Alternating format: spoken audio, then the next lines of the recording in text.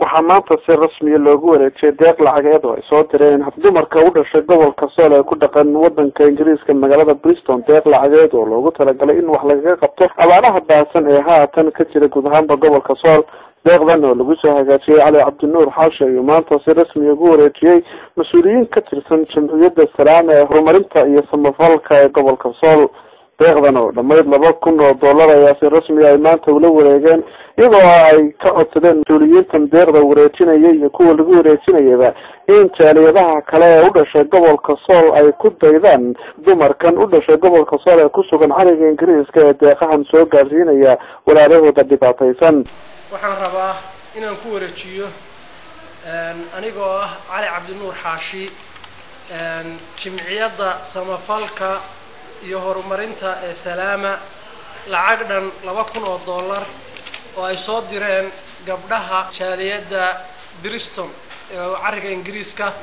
lacagtaas ay ugu soo hagaajiyeen waxayna u soo carifeen lacagta 5 tuulo in la siiyo sida ay u kala baahidoodu way kala waxaysan tahay iyo populationkoodu 5 magaalo sida baahidoodu ay u kala weyntaan oo odayaasha iyaga warhaya oo dawladda ka shaqeynaysa samafalka 5 magaalo waxa weeyaan Awrbogays, Kalabayd, Dhumay, Higlada iyo Guumays.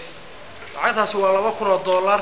hablaha kale ee jaaliyadaha kale waxaan ku dhiirinaynaa sida hablahaasi ay u sameeyeen iyo hablihii ka horeeyayba inay dalka ka warhayaan wixii samafal ay heli karayaan u soo diraan. waxaan ka ballan qaadaynaa in sida ugu habboon ay u gaadho.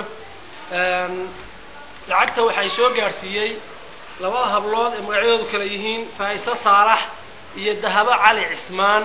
waa hablaha ee jaaliyadda Bristol wadanka Ingiriiska UK.